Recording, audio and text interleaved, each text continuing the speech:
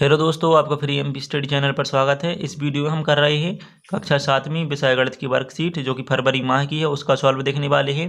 तो अगर आपने हमारे चैनल को सब्सक्राइब नहीं किया है तो कर लीजिए, इसके साथ में बेल आइकन को प्रेस कर ले, क्योंकि इसी तरह की वीडियोज़ मैं लाता रहता हूँ। तो आइए हम देखते हैं इसका सॉल्यूशन किस प्रकार से किया गया है। तो यहाँ पर पहला प्रश्न है, किसी शहर का सोमवार का तापमान -10 डिग्री सेल्सियस था, अगले दिवस तापमान में 3 डिग्री सेल्सियस की वृद्धि हो गई, तो उस दिन का तापमान होगा। अगर 3 डिग्री सेल्सियस तापमान बढ़ जाता है तो इस -10 में से अगर 3 हम बढ़ा देते हैं तो 3 घट जाएगा, ठीक है। तो यहाँ पर बचेगा -7 डिग्री सेल्सियस। तो ये इसका करेक्ट आंसर हो जाएगा। नेक्स्ट क्वेश्चन है कि रामू के पिता की वर्तमान आयु रामू की आयु के 3 गुने से 8 अधिक है। यदि रामू की वर्तमान आयु x वर्ष है तो इस कथन का व्यंजन रूप होगा। तो इसका आंसर हो जाएगा डी नंबर का, ठीक है। 3x + 8 मतलब कि 3 गुने से 8 अधिक। तो ये हो जाएगा इसका आंसर डी नंबर का। नेक्स्ट क्वेश्चन है, तीसरे में दिया गया है, निम्नलिखित में से कौन सा समकोण त्रिभुज की भुजाओं को दर्शाता है। तो सी नंबर इसका सही हो जाएगा। 6, 8, 10 जो है एक समकोण त्रिभुज की भुजाओं को दर्शाता है। फिर है चौथा नंबर, यहाँ पर एक मतलब कि लिखा है, दी गई आकृति में छायांकित भाग पूर्ण का कितने प्रतिशत है, ठीक है। तो ये हो जाएगा हमारा कितना, 75%, ठीक है। तो यहाँ पर एक चौथाई हिस्सा जो है खाली है, बाकी का 1/3 हिस्सा हमारा मतलब कि डार्क है, छायांकित है। तो ये हो जाएगा हमारा 75%। तो यहाँ पर आ जाएगा इसका आंसर बी नंबर में, ठीक है, 75%। इसके बाद है पांचवा, जिसमें है मैंने इसे 800 में खरीदा, ठीक है, जो कि दुकानदार था, और मैंने इसे 1000 रुपये में बेच दिया, ठीक है, या फिर बेचता हूँ। तो इसको हमारे लिए लाभ बताना है। तो उक्त लेन देन में लाभ या हानि बतानी है, ठीक है। तो प्रतिशतें बतानी है। यहाँ पर जो है 800 में अगर खरीदा, 1000 में बेचा, तो हमें 20% का लाभ होता है। तो सी नंबर इसका सही हो जाएगा, 20% का लाभ। फिर निम्नलिखित प्रश्नों का उत्तर लिखिए। तो यहाँ पर पहला जो है उसमें पूछा है कि 3 गुणित -4 को संख्या रेखा पर निरूपित कीजिए। अगर हम 3 का गुणा 4 से करते हैं तो -12 हो जाती हैं, और संख्या रेखा पर हमारे लिए 12 यहाँ पर मिल जाती है माइनस की। तो ये हो जाएगा यहाँ इसका छायांकित, मतलब कि संख्या को निरूपित कर देती है। फिर है दूसरा प्रश्न, यहाँ पर है, निम्नलिखित सारणी के अंतिम स्तंभ को पूरा कीजिए। तो यहाँ पर अंतिम स्तंभ ये रहा, इसमें हमारे लिए भरना है। तो समीकरण है, चर का मान है, और बताइए कि समीकरण संतुष्टि होती है या नहीं। तो देखिए यहाँ पर x + 4 = 0 है, और यहाँ पर है x = 4। तो यहाँ पर अगर हम x का पक्षांतर करते हैं मतलब, तो यहाँ पर -4 हो जाएगा। तो ये नहीं करता है पुष्टि को, ठीक है। तो ये हो जाएगा हमारा नहीं। इसके बाद है x + 4 = 0। तो यहाँ पर हो गया x = -4। ये सही है, क्योंकि अगर हम 4 का पक्षांतर कर देते हैं तो माइनस का हो जाता है। तो ये हाँ। फिर इसके बाद में 5y = 25। तो y = 5 आ जाएगा, इसका सही हो जाएगा, क्योंकि यहाँ पर क्या करते हैं, 5 का अगर हम पक्षांतर करते हैं तो 25 में भाग चला जाता है, जो कि 5 बार जाता है। इस प्रकार से यह सही हो जाता है। फिर 5y = 25 है, यहाँ पर y = 0 है, तो यह नहीं हो सकता है, ठीक है। तो यहाँ पर इस प्रकार से हम आपके आंसर भर सकते हैं। फिर है नेक्स्ट, रेनू अपने बगीचे में 4 पौधे एक पंक्ति में लगाती है। 2 क्रमगत पौधों के बीच की दूरी 3/4 मीटर है। प्रथम एवं अंतिम पौधे के बीच की दूरी को ज्ञात कीजिए।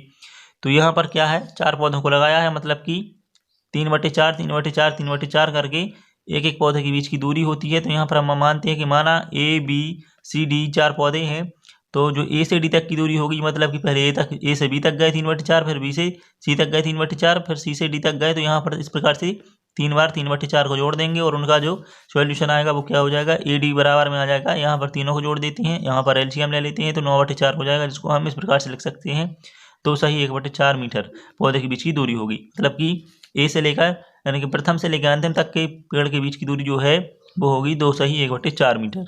फिर है चौथा नंबर क्वेश्चन, निम्नलिखित कोणों के युग्म में पूरक एवं संपूरक कोणों में वर्गीकरण का उत्तर हाँ नहीं में लिखिए, ठीक है। तो यहाँ पर कोण के युग्म दिए गए हैं, यहाँ पर पूरक कोण बतानी है, यहाँ पर संपूरक कोण।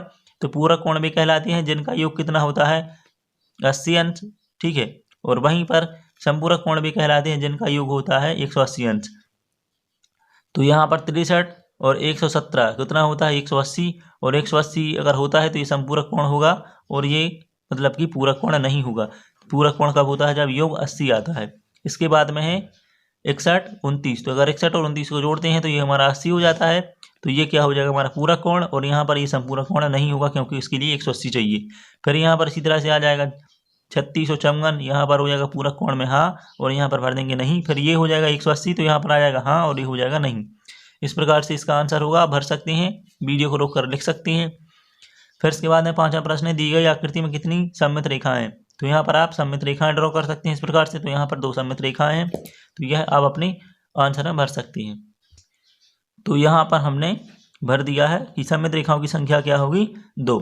इसके बाद प्रश्न नंबर 3 है, निम्नलिखित प्रश्नों को हल करना है, जिसमें पहला दिया है 20 से छोटी अभाज्य संख्याओं के ऐसे 4 युग्म लिखिए जिनका योग 5 से विभाज्य हो।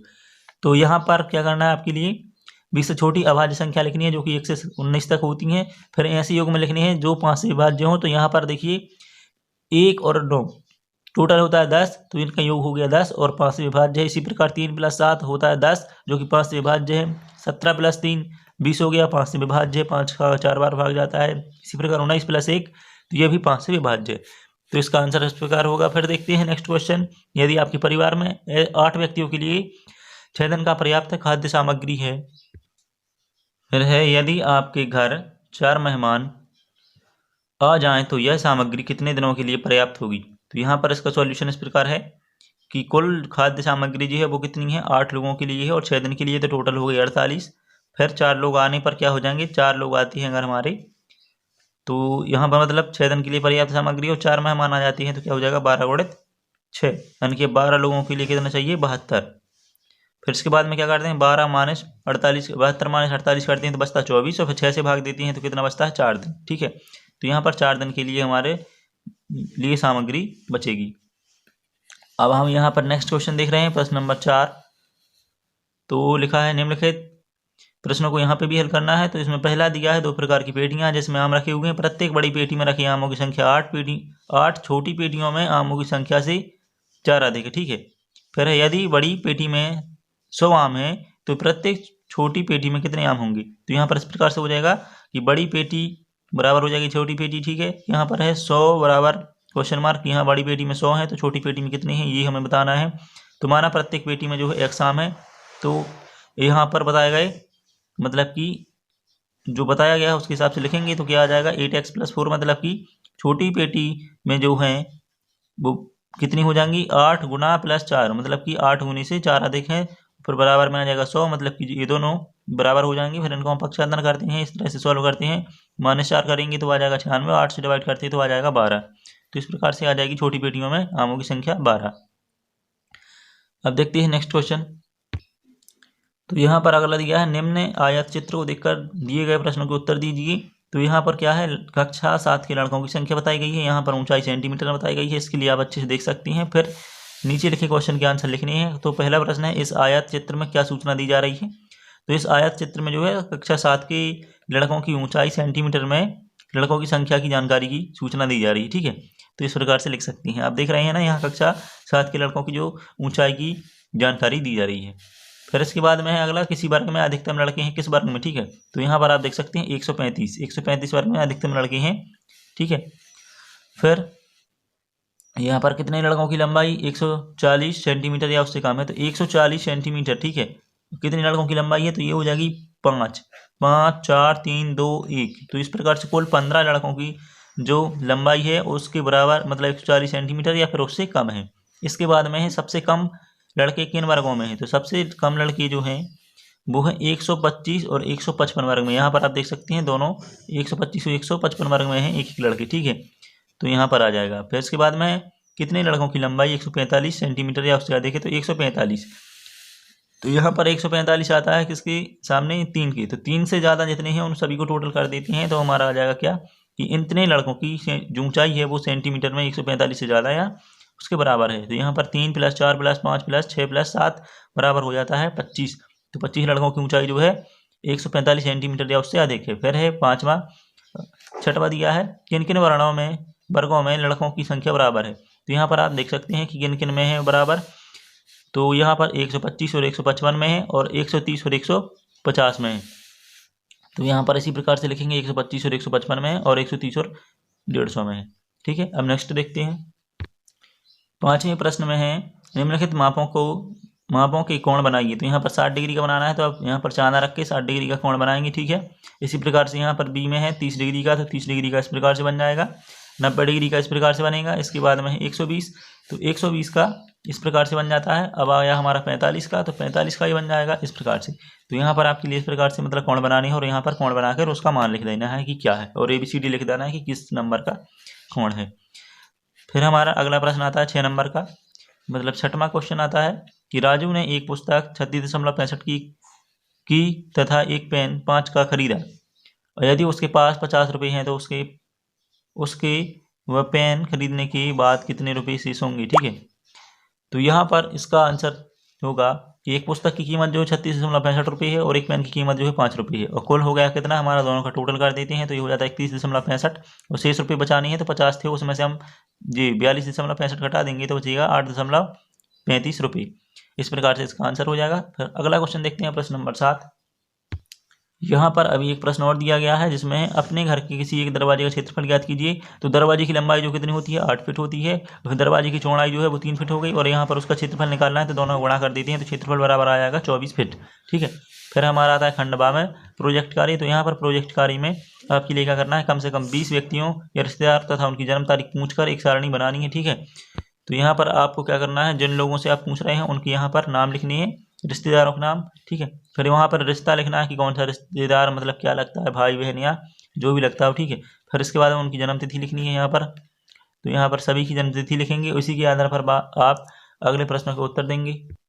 तो यहाँ पर मतलब वो प्रश्न दिए गए हैं कि परिवार में सबसे बड़े सदस्य की आयु कितनी है, जिसकी आयु सबसे अधिक है उसका नाम बता देंगे। फिर किन किन सदस्यों का जन्म समान माह में होगा, तो जिनकी डेट ऑफ बर्थ एक सी है, मतलब जन्मतिथि एक सी है, उनके यहाँ पर नाम लिखेंगे। फिर परिवार के किन सदस्यों को मत देने का अधिकार है, मतलब अब उनकी नाम लिखेंगे जिनकी आयु 18 से ज़्यादा है। ठीक है, फिर परिवार में सबसे छोटे सदस्य की आयु कितनी है, जिसकी उम्र सबसे कम हो, वहाँ पर यहाँ पर उसका नाम लिख सकते हैं। सबसे बड़े सदस्य और सबसे छोटे सदस्य की आयु में कितना अंतर है, तो बड़े सदस्य जो है उनकी आयु और छोटे आयु को सदस्य की आयु को हम घटा देते हैं तो उनका अंतर यहाँ पर लिख सकते हैं। फिर है मार्च 2021 को आप कितनी आयु की गणना पूर्व वर्षों में लिखें, तो यहाँ पर लिख देंगे। फिर कितने सदस्यों की आयु 25 वर्ष से अधिक है, तो उसको बता देंगे जो 25 वर्ष से अधिक की आयु के हैं और उनके नाम लिखेंगे यहाँ पर। ठीक है, फिर कितने सदस्य की आयु 60 वर्ष से ऊपर है, तो यहाँ पर भी बता देंगे जिनकी आयु 60 वर्ष के ऊपर है उनके नाम लिख देंगे और संख्या लिख देंगे कि 10 या 5 सदस्य की आयु 60 के ऊपर है। फिर कितने सदस्य 18 वर्ष की आयु से कम है, तो ये भी बता देंगे। इसी तरह से सभी सदस्यों की आयु बढ़ते क्रम में लिखेंगे।